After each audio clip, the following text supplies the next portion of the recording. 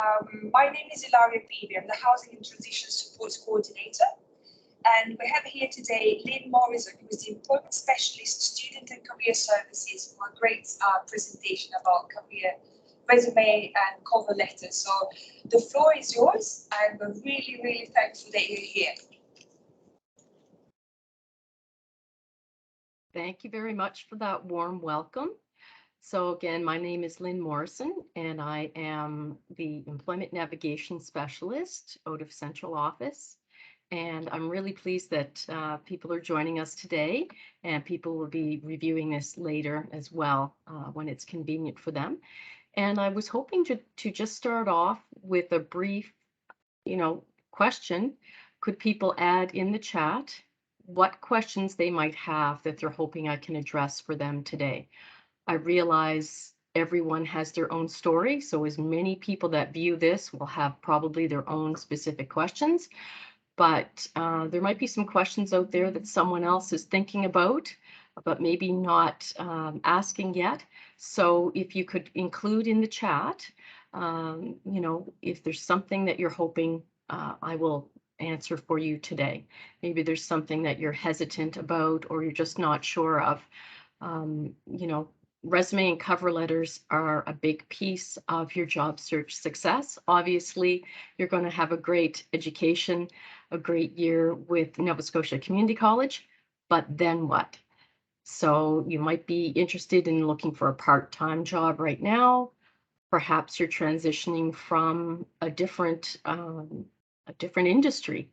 And here in Nova Scotia, you'll be targeting new employers that you hadn't looked at before elsewhere.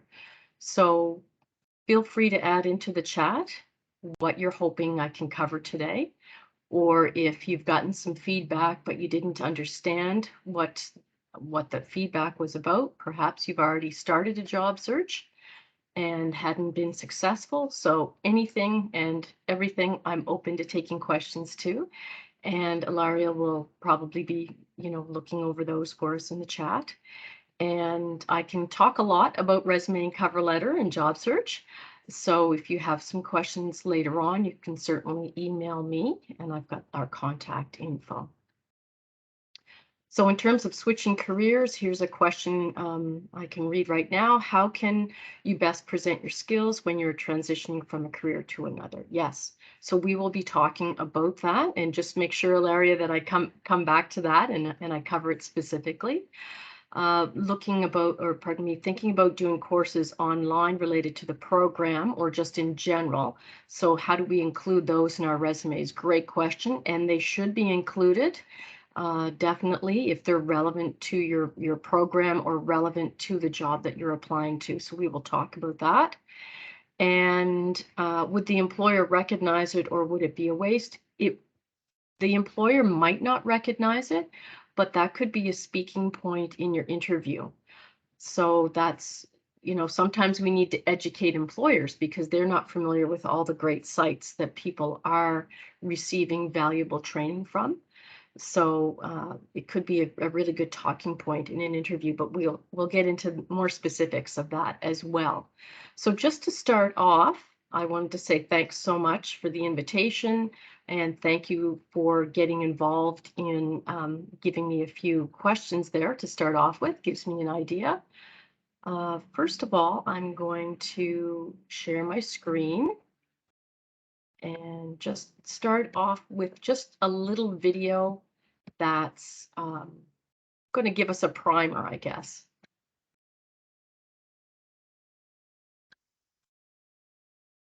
And I wanted to say thank you so much to Ilaria. And before I do that,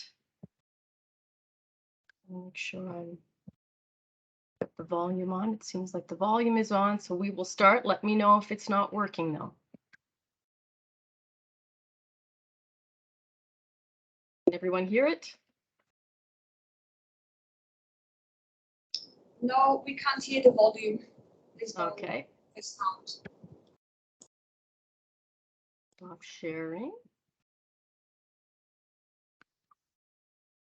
Technology is great. Give me another second here.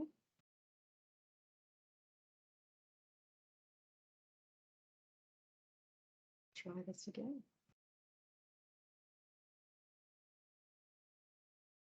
Good now? I'm not seeing the screen right now, so maybe it needs to be shared and will come up in a few seconds.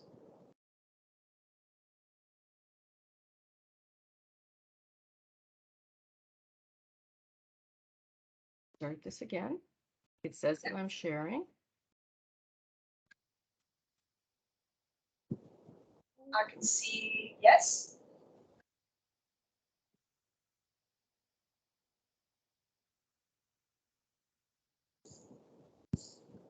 All right, I'm just going to go back in this way and begin. Yes, perfect.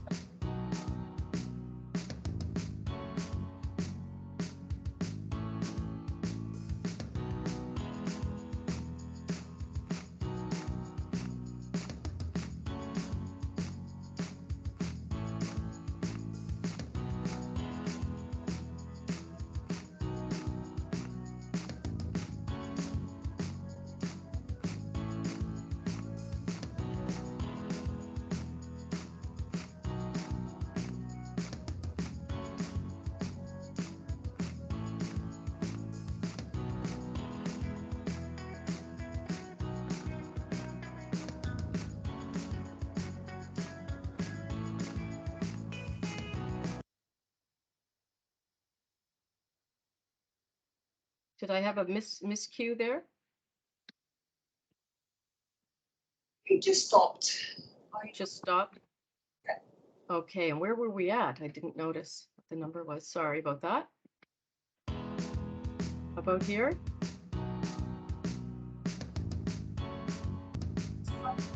So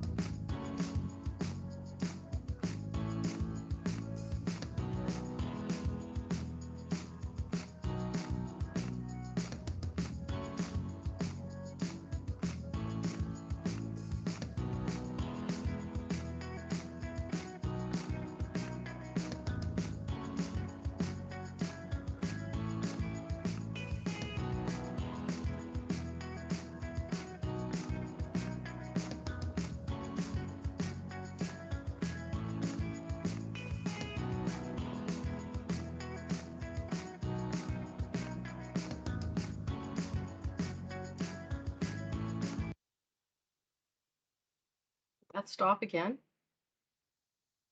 It did. Yes, it did stop. Goodness. Sorry about that, everyone.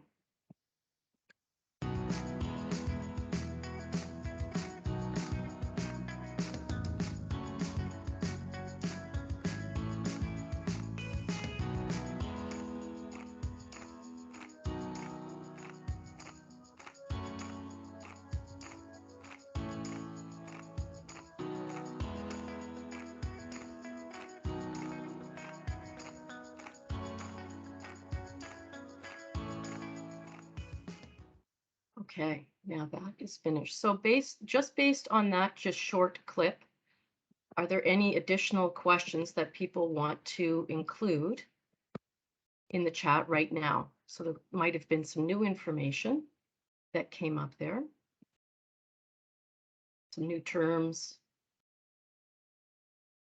Cover letters aren't as familiar to everyone besides a resume.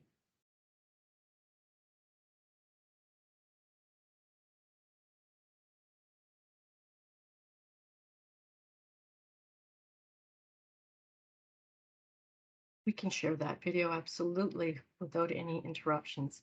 So what I can move into now is sharing my PowerPoint that I have for you today. And we'll get into more specifics of how-tos. But just starting off, are there any other pieces in the chat, Hilaria? I can't see that now. No, no, and we can see the presentation. So, if there are any questions, would you like me to interrupt as they come along, or would you like Yes. questions at the end? Yes, absolutely. So feel free to interrupt if people want to raise a hand. If we have a small group right now, then that would work as well. I do find it's easier to answer the questions as we go rather than try to come back.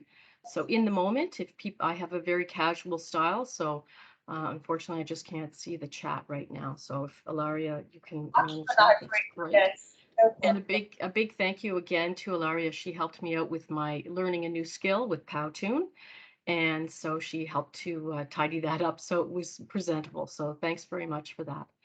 So here today, I want to say that the focus, this brief time we have together, is about targeting cover letter and resume. And those will be the documents that you're using to make oftentimes that initial introduction to an employer. And I'm here with the central office, Career and Employment Services, and we do a variety of tasks that you might not see until you really need it, but we're supporting all the campuses across the province. And we are connected with your Student Services Department. And within our department, we also have the on-hands learning work integrated coordinator. So we have dedicated staff to those various types of on-the-job training experiences. One of my tasks on a daily basis is to monitor what we call the Student and Graduate Job Board. So employers are filling out their job posting form and I'm reviewing those, making sure they have all the details and that they're relevant to our students or graduates, and then I'm approving those. So please do check that job board on a regular basis. Even if you're not job searching yet, it gives you a really good idea of what postings look like and employers who are looking for NSCC students and graduates. So that's a really good site to use. And of course, we partner with employers all the time for various activities. We have one-on-one meetings. We're going to be having some exciting events throughout November for Career Month. So look for those as well. Bringing in employers to, I shouldn't say bringing in, but virtually meeting with employers one-on-one. Okay, in my title, targeting is included, and targeting is a very critical piece of how you create your documents. And targeting means that you are specifically identifying one employer at a time, perhaps, and making sure that your documents are unique to that employer for that particular role. So if you're just sending out the same resume one after another to all the same jobs or different jobs, it's going to be problematic, and it probably will decrease the number of calls or emails that you will get for an interview. So you want to make sure you're targeting. And purposes of targeting helps you to stand out from the crowd, helps you to produce documents that are going to be interesting to the viewer. So if you think about an HR person taking in resumes, they might go through 300 resumes. So you want to make sure that yours is relevant, that all the content that is necessary is there, but that irrelevant content is not included. And people reviewing resumes love it when you send documents like that. It makes their job so much easier. Through targeting, you're going to also get through that applicant tracking system, or ATS. Sometimes we call it an automatic resume review system. So there's some little glitches that could happen if you're not targeting your resume, and we can get into more specifics about that later on. As you have these relevant documents, it's showing the reader that you've taken the time to provide a quality document to read, and people can sense that, and they know, okay, this person takes their time. This was important to them, and you're more likely to get that call or email for an interview. And as you're targeting, there's going to be a lot of activities relevant to helping you prepare for an interview. So it might seem like an extra task to target, but there are so many positive benefits to doing this. So please always keep that in the back of your mind when you're creating your documents. Targeting is essential. It's a big task, job searching, and it's broken down here into 7 steps. I know it looks like a lot, but job searching is a huge task itself. So in breaking down the overall large strategy of job search and creating your documents, this hopefully will be a more manageable step-by-step process. So as you noticed in the brief video, there were a few steps indicated there, but then we go into a little bit more detail here. So that master resume is the starting point, and it will contain everything that you've done. Now, that doesn't mean you include everything in your resume when you have a specific employer. This is your big starting piece so that you can pull what's relevant to that particular employer when you're creating your documents. So this is that grand piece with everything in it. And it takes time to do that. And you might want to talk with family members or friends because they can help you recall things and dates. So dates are also important to have.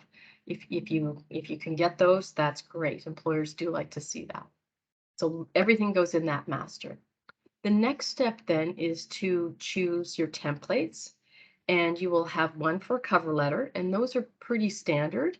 But within the resumes, you can select a variety of templates. So really what I generally focus on are 3 types: chronological, functional, and combination. But there are many ways to set them up and what they might look like. But again, we have to keep in mind that applicant tracking system.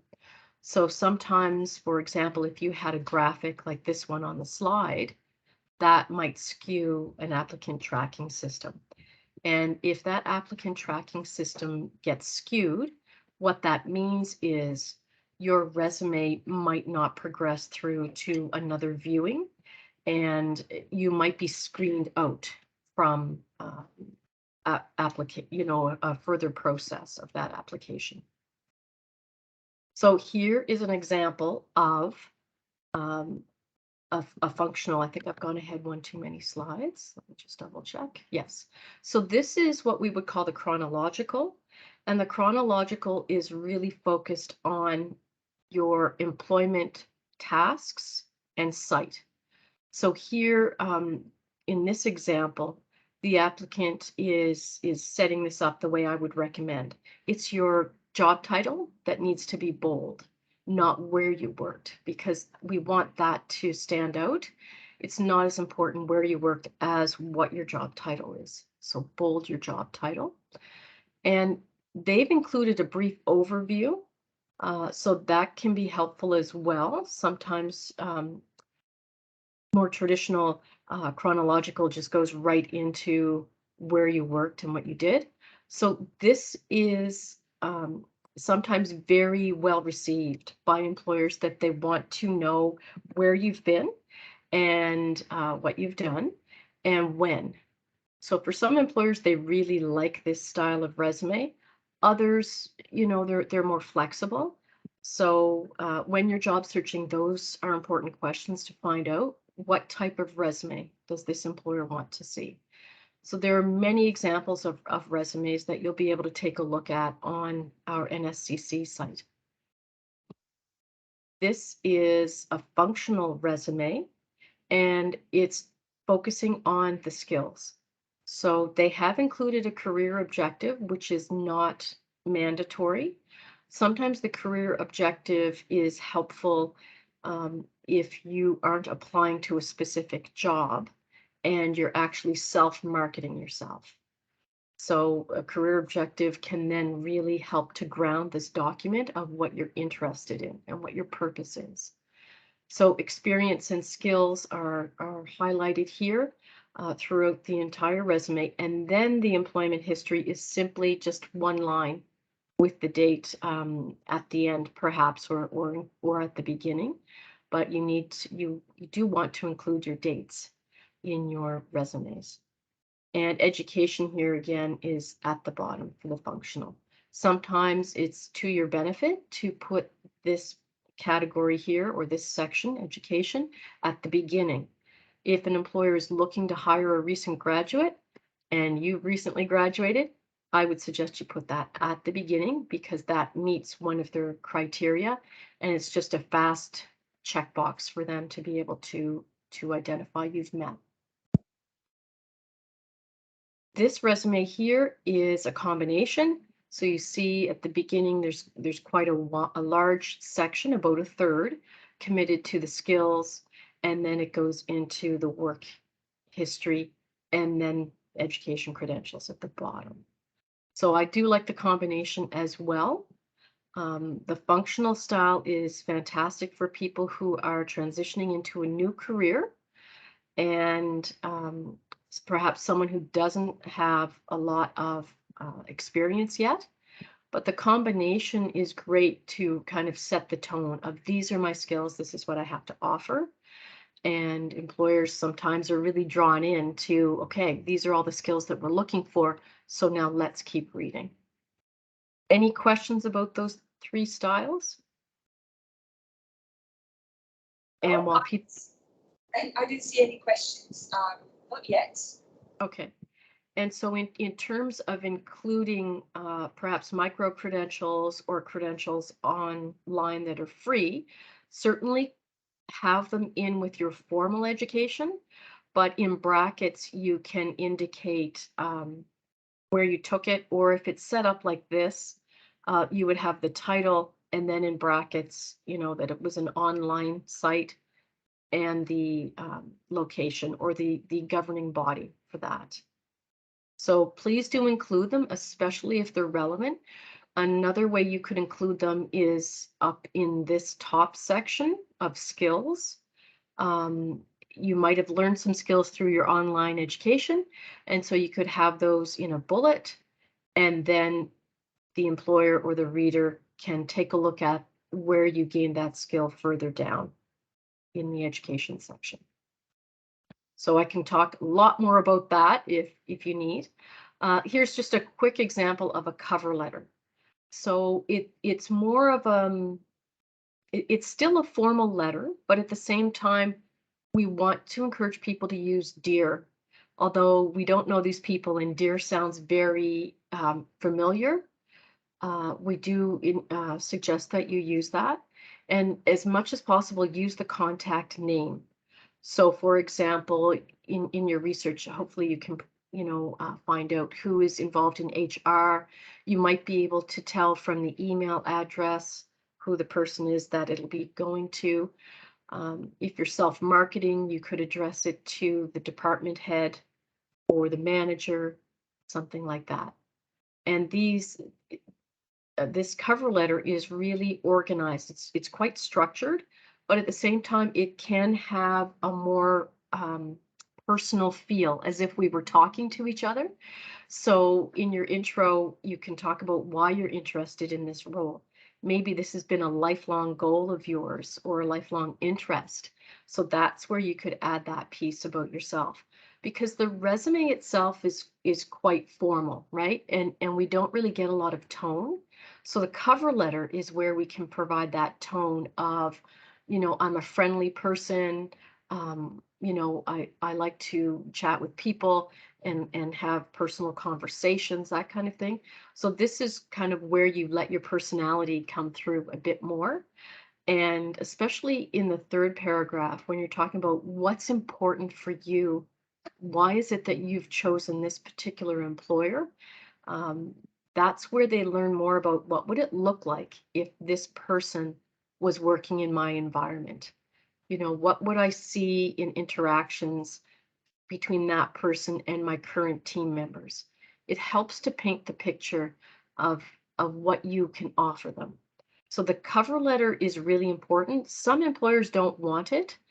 If they don't ask for it, I would still encourage you to submit it, because it, again, gives them more information, more insight into what you can provide for them. Any questions about cover letter? A big piece of your job search. That's a far. No questions. Okay, and I do want to come back to this before I move on, because we do have this slide set up with your contact information over on the right and then left aligned. So I would agree that the cover letter should be left aligned. But when we go back and we look at the resumes, and I do have a punchy little board here today. So when we look at this resume, this is centered. And what I would encourage people to do is to copy and paste your contact details from your resume onto your cover letter. And the same thing when the employer asks for your references. Copy and paste so that all of your documents are uniform. We kind of break the rules a little bit with the cover letter, and it doesn't follow a standard business letter completely. I would encourage you to copy and paste whatever your contact details are and have them the same for all of your documents, because it's just faster for people when they're looking at things. They can recognize, okay, that's Lynn's resume. Okay, I wanted to see that together, or I wanted to email the cover letter to the manager. So not all your documents are going to stay with the person they're addressed to. People are sharing documents and getting other people to review and decide who would be involved in the interviewing process. So just a little tip for uniformity, to keep those documents the same for the contact details.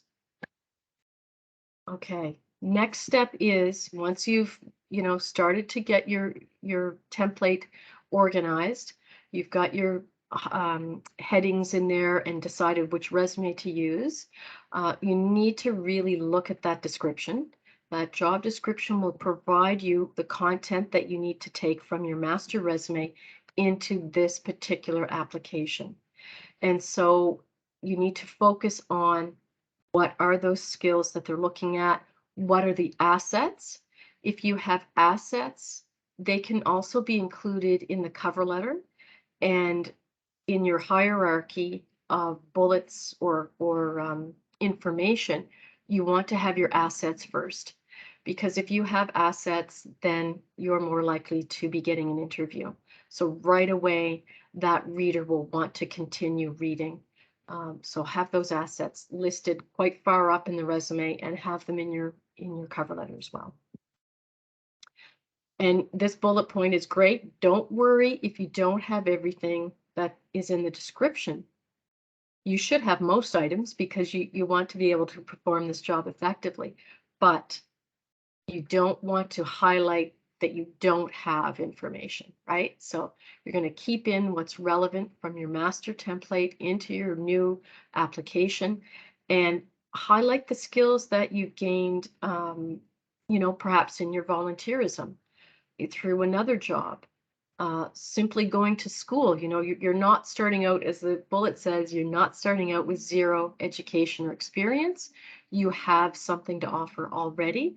It's a matter of pulling it from previous experiences somewhere, just life experience, right? But definitely hobbies or any groups that you've been involved in could also address the skills that they're looking for if you don't have those formal skills. Any information from the company that's listed in the description can impact what you can include in your cover letter and your resume. So read that carefully. Some job descriptions are very minimal and it's difficult to pull much, but some job descriptions, and I'm seeing more and more on our job board, some job descriptions are extremely thorough, very specific in job tasks and how they want them completed, and also a nice blurb at the beginning about the company. So our job board's a great one to use as a resource for what to expect. And if you don't have a great job description, do this research, please. This is going to really help to augment the quality of your application. So you want to find out about their mission, vision, and values. How does that fit with you? Finding out about projects in the community. What have they done recently? There might be some awards that they've received. There might be some articles, news articles about upcoming projects that they're doing. And so you can really see how your skills and experience will fit what's happening in the near future for that company. And again, HR names or managers, department heads, you can probably find that in your research. Go to LinkedIn as well. Most of the HR staff members will have a LinkedIn, and you can learn more about the types of roles that they hire for. Just it's a great source of information to inform what you will include in your resume and cover letter. Finding something specific or interesting, right, on that website about why you're a good match, right? So once you know what they're doing, then it's easier for you to see, okay, here's how I fit in. Here's what I could bring to this group. And all this research is going to be helpful when it's time for your interview. Step 6 is really getting into completing your documents. So making sure that you're highlighting the technical skills that you have and what we call your non-technical skills or soft skills. So employers really are very interested in learning about how you work in a team, your decision making, your problem solving, how you do that on your own and also within a team. So your communication skills play a huge part in that as well, right? So you might have a solution, but how is it that you convey that to your coworkers? How is it that you then put it into action? Can you negotiate? I'll do this. Can you please do that? Let's talk at the end of the day and see where we're at. So those skills, really, employers do want to know about it, as much as you're probably going to be learning a lot of technical skills here at the college. The technical skills are the easier ones to learn, but when you're at the workplace, it's much more difficult for an employer to teach someone how to get along with others, how to show up on Monday morning and looking refreshed and positive and upbeat, right? Employers want to see that, but it's difficult to train their staff in that. So if you have those great skills, those are the non-technical skills that you want to include in your documents. Please do not highlight that you're missing any skills. That's something that you could address in an interview, and hopefully we'll be talking more about interviews another time. But your cover letter, you want to include that name as often as possible. If you can find that, that's got to be there in the salutation. And highlighting your skills and experience, and again, prioritizing which skills and experience are relevant for this particular job. And if you have assets, that's what you're going to lead with. And then something that connects you with the organization, as I mentioned before. So step 7 is wait a minute. Don't just go ahead and say, okay, I've done all this work, I'm going to send this in. Please have someone else look it over, because as we review the same material over and over again, sometimes our eye does not pick up on errors, and our brains are very effective in filling in those errors or gaps. So sometimes we leave words out and the word check doesn't catch it, or we use a word that's similar but spelled incorrectly, and it doesn't get picked up. So please have someone else look after it, and you have people on staff here at the college, and you probably have maybe someone that you've teamed up with in a group before through a class. So that could be someone else that could take a quick look. But the writing centers are another option. And it's so helpful to have the job description. Whoever's taking a look at your resume, if they can have the job description to really see, okay, yes, you've kind of followed all those tips that Lynn mentioned, have your assets up front, talk about your non-technical skills, having that job description is very helpful for that reviewer. Sometimes we don't have time though, right? Sometimes there's a deadline and we just saw this posting and it ends today. But please do try and take a minute to step away from that and leave it and then come back. And hopefully it's error-free. I will say some employers, if they do find an error, they will automatically put you in the no pile. And if you're looking at administration, and being frontline and you have an error, that is problematic. So certain programs or certain fields, errors would be much more an issue for the reviewer. So just to be mindful that anytime you can have someone else look it over, so much better for you, right? So those are the 7 steps, really condensed quickly. It all takes time. Job search is a job in and of itself, but hopefully those 7 steps helps you to break it down, that you can start today on your master resume. You can already start that process, even if you don't have a job to go to, because you don't want to start this when you see the posting or the dream job that you've always wanted. That's not the time to start this process, because it's a lot of pressure. You can feel it, right? That you want this job and you want everything to be done correctly. So take the pressure off and try to do this step by step in manageable chunks. Any questions, Ilaria? No? Or maybe we have one. Yes, you can just say it. Okay, you said that there is a kind of software that tracks the resume to find if it's fit to the job or not. Does it's able to check both PDF and doc, or can I send like in both files?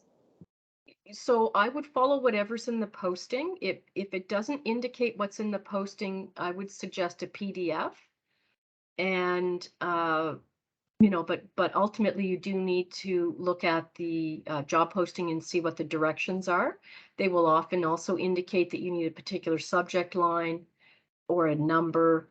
So you do need to follow the directions. But I would initiate a PDF, start off that way, and then you could maybe do a follow-up email just to confirm, in 2 days, you could confirm that the PDF was acceptable and they were able to read it. And but save it as both, because they may want a Word document depending on their computer systems. So I know, so many businesses are very tech savvy, but if you're looking at a smaller company, a mom and pop, could be a small retail location, they might not have that ability to read a PDF. Good question. Anything else, Ilaria? I don't think so, no. No. I Okay. just want to remind to just use the chat because it's a hybrid delivery mode. So students who join the line have the microphone muted by default, and students who verbally ask the questions are here in the room. So I just wanted to remind that just to use the chat, and then we'll read everything out loud for sure. Great. So this slide. Sorry, Chauncey has the hands up, so maybe he wants to say something.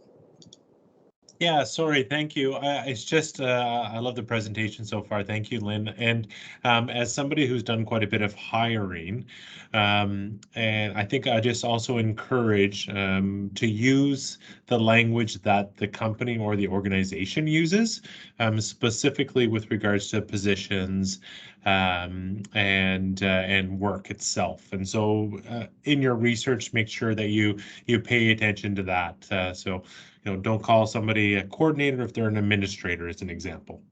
Excellent. Yeah, that's a fantastic point. So, Chauncey, I could talk about resumes alone for probably a week. I use the term mirroring. So you want the posting and the resume to mirror each other. So for example, if I was applying to a role and my current role is employment navigation specialist, and the new company I'm looking at, they call it employment navigation coordinator, as Chauncey said. We want to use the terminology that they use. I might use the term clients. They might use the term participants. So it's really important that we're speaking their language, because it just makes for such an easier read. And it shows the reader that we get it, that we understand what this job looks like. If we're using different terms, they're going to be possibly thinking, do they really understand my new work site? Would they really understand what they're doing here? So mirroring the posting with your documents. So within Nova Scotia Community College, pardon me, we do have a fantastic course, Brightspace. My supervisor has designed and facilitates this in emails and so on. But it is a self-directed program. So you can go into any module and just focus on that. Lots of links, articles, activities located there. So this one is free, and you just pick that up and do that on your own time. But it really ties in well with this topic that we have today. And there's a module as well on interviewing, just 10 different modules, but it's all related to career development and job search. So I highly recommend it. It's fantastic. I've completed it. So we have our library subject guide as well, preparing for employment. And I'll show you another slide with a few more specifics. But this is your go-to for examples, for more information, and so on. Campus writing centers, they have some courses coming up too, or short webinars, but you can also see some videos, and you could make an appointment so that you could have a one-on-one and someone could take a look at your resume. Lynn, we Yes. have a question. So as an international student, international students can only work 20 hours per week. So a student is asking, should I include the time that I have available into the cover letter? Sure, absolutely. Whatever you can do that helps the employer see that you are a strong candidate. They know that you're in school because you've probably included that in your cover letter. That's one of the sentences that you can have. I'm really excited to be here in Nova Scotia. Currently, I'm enrolled in such and such a program. And with the obligations of my studies, I'm looking forward to working Friday all day, Saturday and Sunday. So something like that. So be very clear with them, because you don't want to waste your time either. If the employer needs someone that's going to be working from, pardon me, 6 till midnight, and you have an 8 a.m. class the next day, it's not a good match. Thank you. So be clear. And it saves the employer time, and it saves you time. So this page has several links for you to check out our career and employment services, get connected with the student advisor. We also have our NSCC page that alumni and graduates can see, or even someone who's not enrolled in NSCC, and many different pieces of valuable information for job search and employment supports. So again, you can get a meeting set up with a student services advisor who can assist with other resources, or take a good look at your documents before they get submitted. And I had mentioned our graduate board. That's a great way to look at jobs in your program that maybe you're not ready to go into just yet, but looking ahead, what's anticipated, right? Looking ahead to how can I prepare my documents so that when I'm finished and I see this posting, I'm ready to go on short notice. And I've included my email here as well. If people have questions as they're delving into their material, or maybe later today, next week, you might have a question that bubbles up from taking another look at this, or just as you're beginning your process. So feel free to ask questions. So I mentioned the subject guides with resources. So this is what you will see. And I just wanted to point out that we've got this broken down into some really good sections, again, to manage those big chunks, break them down. Within North America, for resumes and cover letters, we do not include photos. And I would caution you about graphics or lines or symbols, because those might skew the applicant tracking system. So keep it really kind of bare. You know, some lines would be great, but in general, minimalistic is okay. Now, if you're going into graphics or you're going into design, what you might have is two different resumes, one that you take with you and one that's going to go through the applicant tracking system. Or perhaps you mail your nicer one with lots of color and graphics. So number one goal is to get that resume through and into someone's system so that they're looking at it. But you could certainly email or pardon me, send in another version and take it with you during the interview as well to show them what else you can do. So these chunks really help you select from that master resume what's going in to your documents. And we have industry trends and so on, essential skills, lots of great information. If you don't know about essential skills, I would encourage you to spend time on that, because it's much more related to the non-technical, or what we used to call soft skills. And those are very valued by employers. So we have so much information. And then sample resume by school, that was another one. Yes. So we have all of the different schools, and some have more resumes to look at than others. But I would encourage you to use this as a starting point. You don't need to reinvent the wheel. Your information will be all about you. No lying on your documents, no embellishing, and we don't bring up what we don't have either. So make sure it's all relevant, but you can use these as templates. You can go in and look at the school that you're involved in and what you might like to use, or what you find is interesting, and you might think, oh, gee, yeah, I did that, but I never thought about it like that. So some of these resumes are the winners of the NSCC resume competition from previous years. So we will be having that again this year. We don't have a specific date for it, but I would encourage everyone to get involved, because they are viewed by industry members we have partnerships with. And so they volunteer and they will look at resumes, and we have a very structured review process where we have a rubric. And so if I look at a resume and another reviewer looks at the resume, we should end up with the same number. But this rubric really helps the students see where they're doing well and where they can make improvements.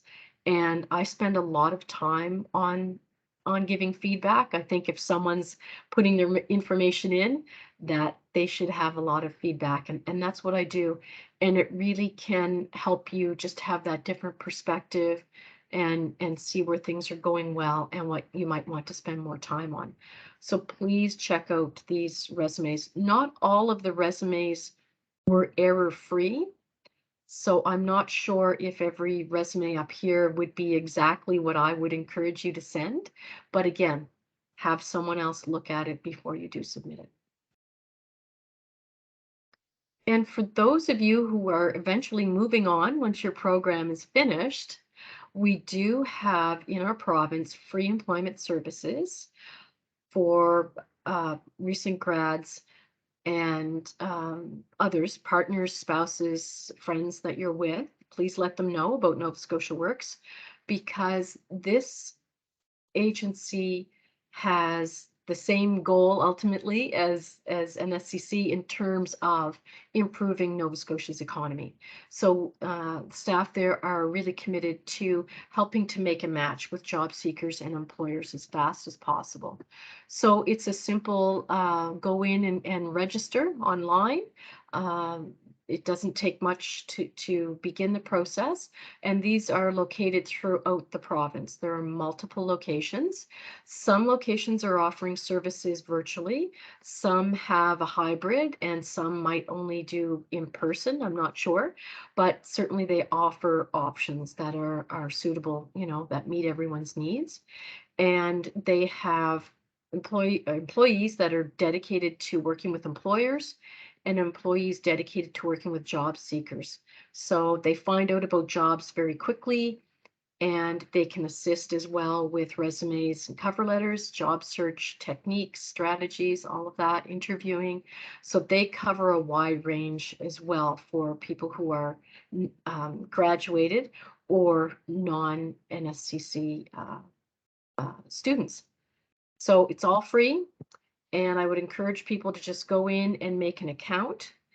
And it's as simple as that to get started. I'm sure there's a registration form, and certainly they want to help our grads and non-grads secure the jobs that they're looking for. And they cover a wide range of jobs, from part-time retail to online tutoring to Red Seal trades. I mean, it's just a huge range.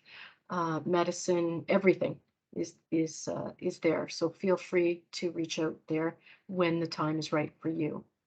And you can search which location might be nearest to you. So easy to find, easy to get signed up once you're no longer here. So I want to wish everyone the best of luck in the year ahead and in your job search, and feel free to reach out to me if you have any questions.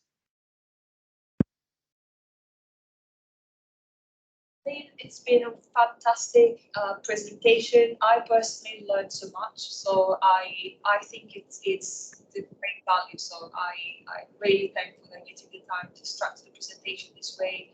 I love that you put so many templates there for students and the resources that we have at NSCC. And the students will receive both the recordings and the PDFs, the slides. So you just have to click on the links and you will get everything there. I don't see any more questions. Just want to make sure that we still have 5 minutes or so. So if there's any last minute question, maybe any of you want to ask, you're free to use the time. Don't feel the pressure. If you have no question, it's okay. I just want to, to give the students a possibility to do that. Right. And just as they're typing questions, hopefully I could give another tip. When you are job searching, make sure that you don't wait until the end date of the posting. Please submit your posting, within the first day or two. And that's why it's so critical to do these major steps ahead of time, because some employers are receiving over 300 applications. And so as they see the volume coming in and are being overwhelmed, they can close the posting at any time they want. So, if you're thinking about applying on Friday when that's the cutoff day, they may close the posting on Tuesday. So please consider doing these steps so that when you see a posting that you're interested in, it's really a simple matter of maybe spending an hour of targeting, having that correct name in there, making sure that you've looked at the posting and your documents and you're mirroring the language, and that you've included the relevant pieces for that job. So, today's a good day to start that master resume and just continue to build on that day by day, and then start moving on to the next pieces. Could I maybe ask you something just in the last Sure. minutes?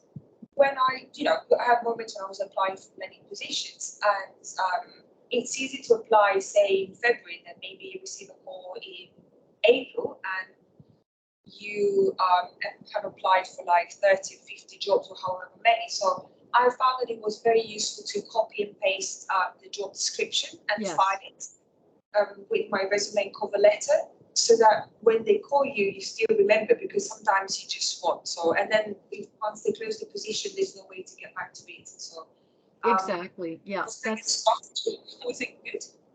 yeah, that's a great tip that I would encourage people to start a folder for each employer and include the posting and the date of when it came out and the close date, because like you say, it could be months, you know, could be, yeah, several months, unfortunately.